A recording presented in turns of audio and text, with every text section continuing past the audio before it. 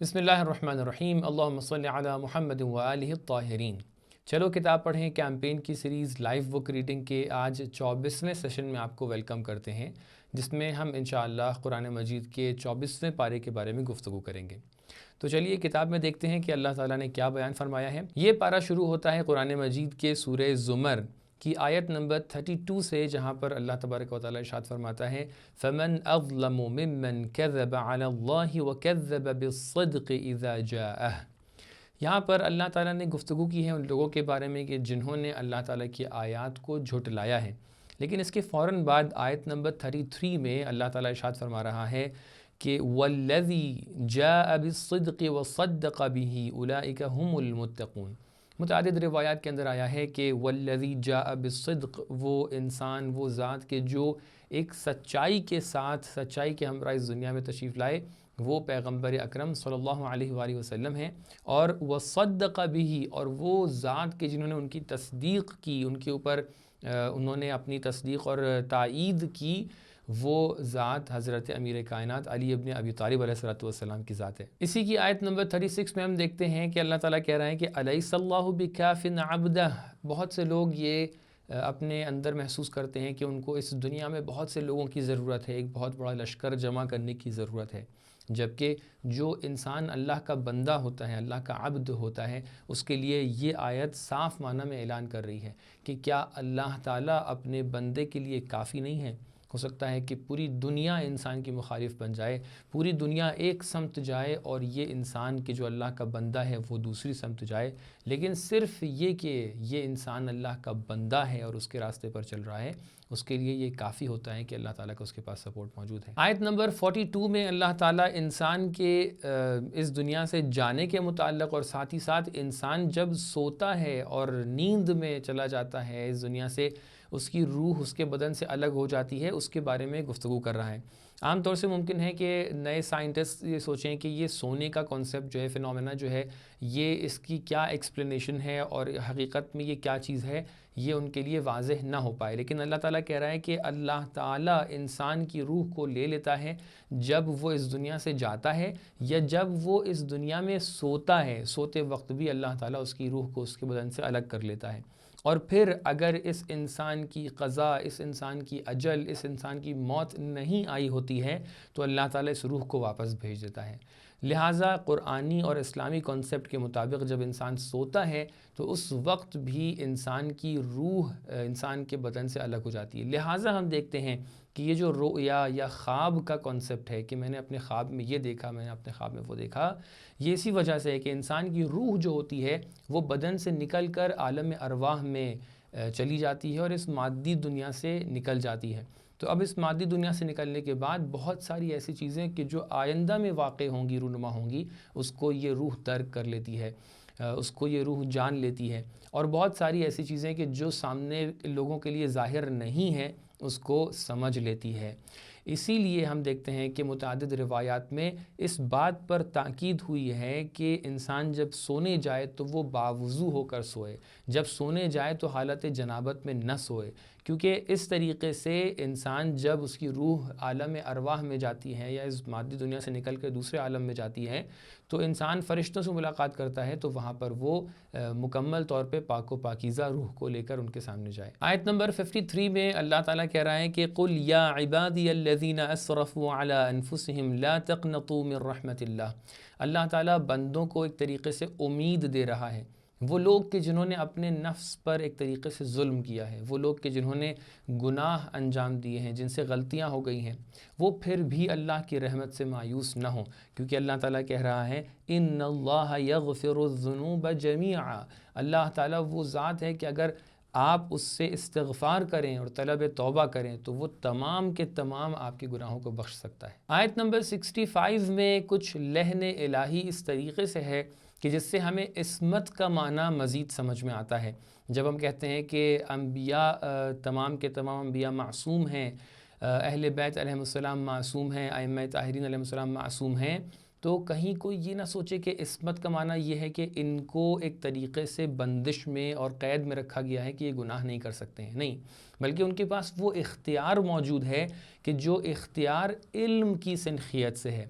اللہ تعالیٰ نے اتنا علم ان کو بخش دیا ہے، اتنا علم عطا کر دیا ہے کہ وہ تمام حقائق کو جانتے ہیں، وہ گناہ کی حقیقت کو جانتے ہیں، تو لہٰذا جو گناہ کی حقیقت کو جانتا ہو وہ کبھی بھی گناہ کی سمت نہیں جاتا ہے۔ آپ اس آیت کے لحن کو دیکھیں کہ اللہ تعالیٰ ارشاد فرما رہا ہے کہ وَلَقَدْ أُوحِيَ إِلَيْكَ وَإِلَى الَّذِينَ مِن قَبْلِكَ لَئِنْ أَشْرَكْتَ لَيَحْبَطَنَّ عَمَلُكَ وَلَتَكُونَنَّ مِنَ الْخَاسِرِينَ کہ اللہ تعالیٰ اس طریقے سے ارشاد فرما رہا ہے کہ پیغمبر آپ کے اوپر جس طریقے سے اللہ تعالیٰ نے وحی نازل کی ہے اور آپ سے پہلے انبیاء کے اوپر جو وحی نازل کی ہے، یہ سب کی سب اپنی جگہ پر، لیکن اگر کوئی شرک میں مبتلا ہو جائے، لَئِنْ أَشْرَكْتَ اگر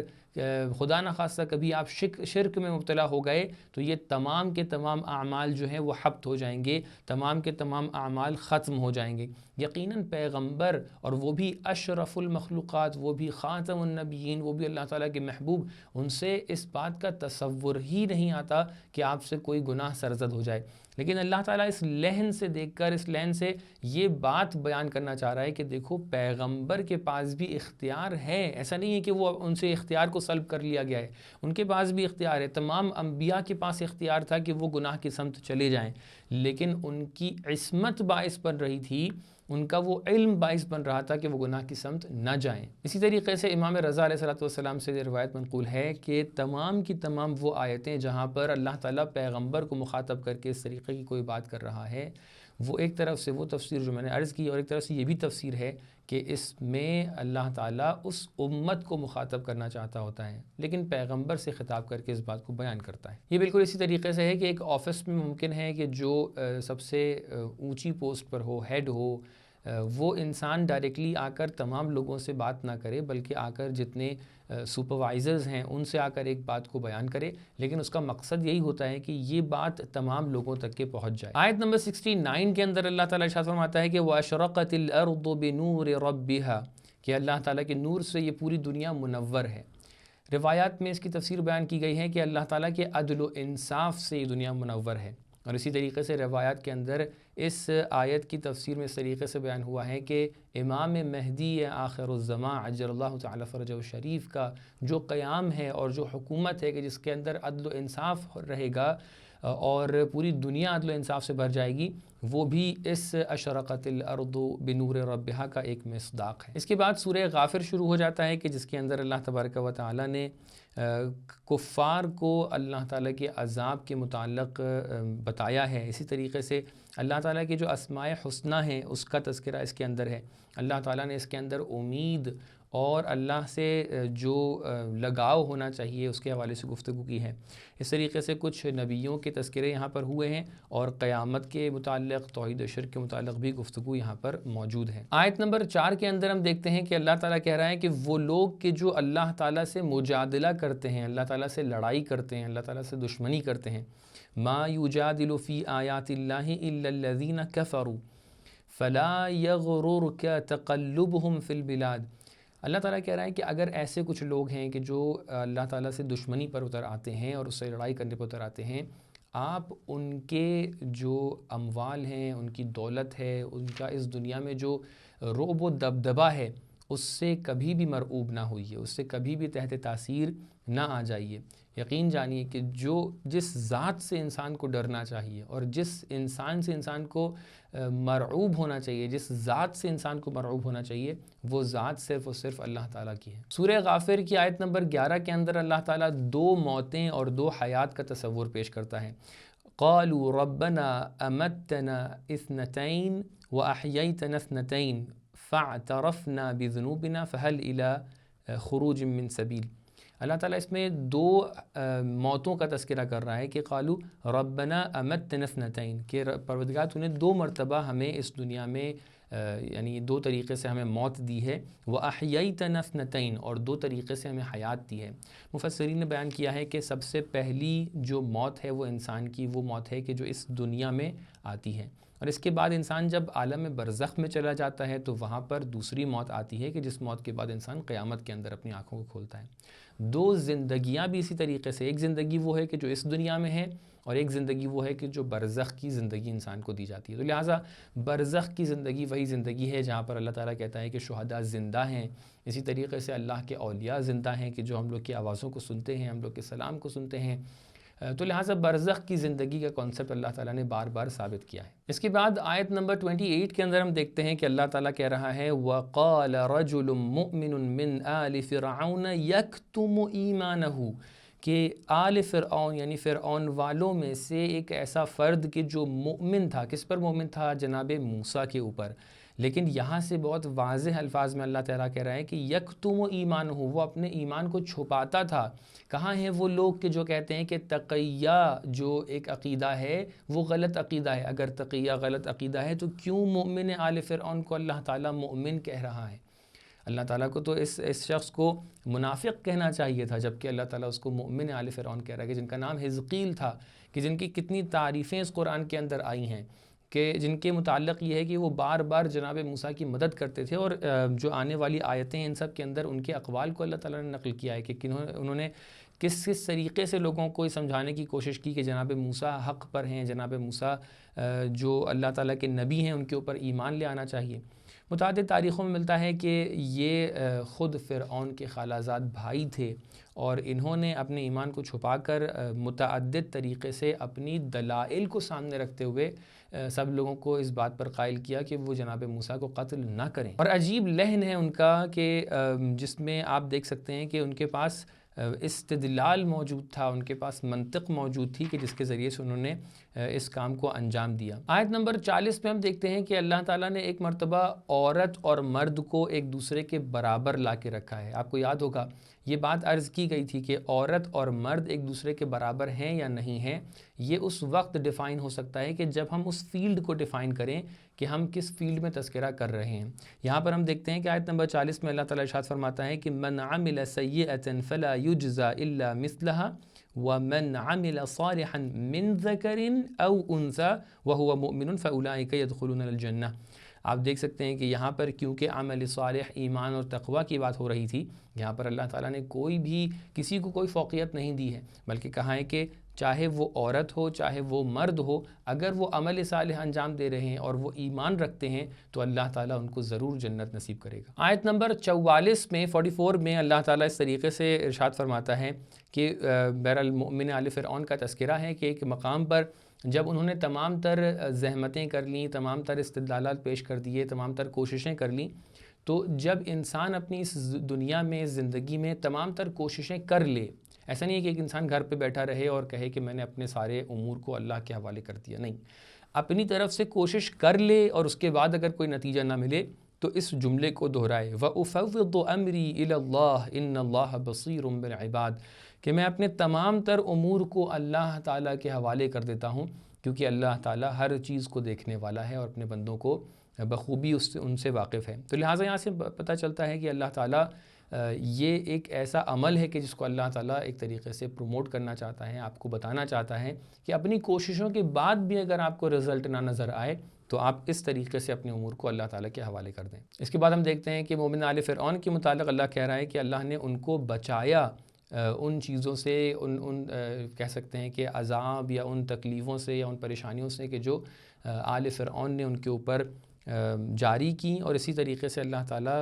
یہاں پر کچھ ایسے لوگوں کا تذکرہ کرتا ہے کہ جو اللہ تعالیٰ کی آیات کے متعلق کفر اختیار کرتے ہیں۔ آیت نمبر 51 کے اندر دوبارہ اللہ تعالیٰ اس طریقے سے ارشاد فرماتا ہے کہ اِنَّا لَنَنصُرُ رُسُلَنَا وَالَّذِينَ آمَنُوا فِي الْحَيَاةِ الدُّنْيَا وَيَوْمَ يَقُومُ الْأَشْهَادُ، کہ اللہ تعالیٰ یقیناً ان کو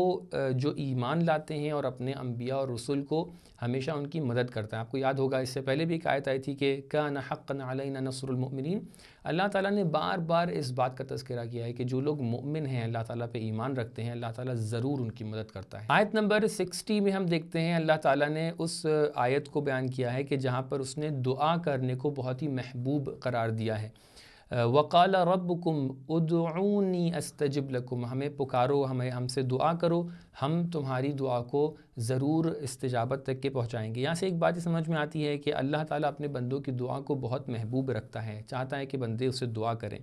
اسی طریقے سے اللہ تعالیٰ نے وعدہ دیا ہے کہ اس کی دعا کو اللہ تعالیٰ ضرور پورا کرے گا۔ یہاں پر ایک روایت ہم لوگ کے سامنے آتی ہے کہ امام صادق علیہ السلام کے پاس ایک فرد آتا ہے اور آ کر یہ پوچھتا ہے کہ اے امام، ایک مسجد میں دو لوگ داخل ہوتے ہیں، ایک فرد وہ ہے کہ جو نماز پہ نماز پڑھتا ہے، لیکن دوسرا فرد وہ ہے جو دعا پہ دعا کرتا جاتا ہے، ان دونوں میں سے کون سا فرد بہتر ہے؟ امام ارشاد فرماتے ہیں کہ دونوں کے دونوں اچھے ہیں، لیکن یہ فرد اصرار کرتا ہے اور کہتا ہے کہ ان میں سے بہتر کون ہے، کون بیٹر ہے؟ تو امام ارشاد فرماتے ہیں وہ زیادہ بہتر ہے کہ جو دعا کر رہا ہے۔ آیت نمبر 83 میں ہم دیکھتے ہیں اللہ تعالیٰ نے ان لوگوں کا تذکرہ کیا ہے کہ جن کے پاس جب دلائل کے ساتھ انبیاء جایا کرتے تھے تو فرحوا بما عندهم من العلم، کچھ لوگ ایسے ہوتے ہیں کہ جو اپنے مال و دولت پہ تکبر کرتے ہیں، لیکن یہاں پہ تذکرہ ہو رہا ہے ان لوگوں کے بارے میں کہ جو اپنے علم کی وجہ سے تکبر اور غرور میں مبتلا ہو جاتے ہیں۔ اس کا مطلب یہ ہے کہ کبھی کبھی انسان کے پاس جب کم مقدار میں علم ہوتا ہے، ذرا سا علم ہوتا ہے، تو وہ کبھی کبھی غرور اور تکبر کا شکار ہو جاتا ہے۔ لہٰذا علم کی مقدار جتنی بڑھتی جاتی ہے، ان کے حوالے سے یہ ہے کہ وہ غرور اور تکبر میں مبتلا نہیں ہوتے ہیں، بلکہ تواضع اور انکساری کا اظہار کرتے ہیں۔ اس کے بعد سورہ فصلت شروع ہوتا ہے کہ جس کے اندر اللہ تعالیٰ نے قرآن کا تذکرہ کیا ہے، زمین اور آسمان کو خلق کرنے کا تذکرہ کیا ہے، وہ اقوام کی جو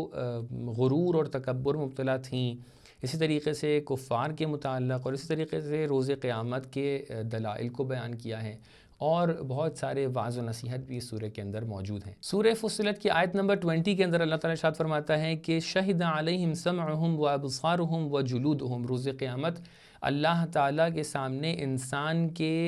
کان، انسان کی آنکھیں، انسان کی کھال اور انسان کے اعضاء و جوارح جو بدن کے ہیں، یہ سب کے سب شہادت دیں گے۔ اور جب انسان پلٹ کر ان سے پوچھے گا وقالوا لجلودہم لما شہدتم علینا،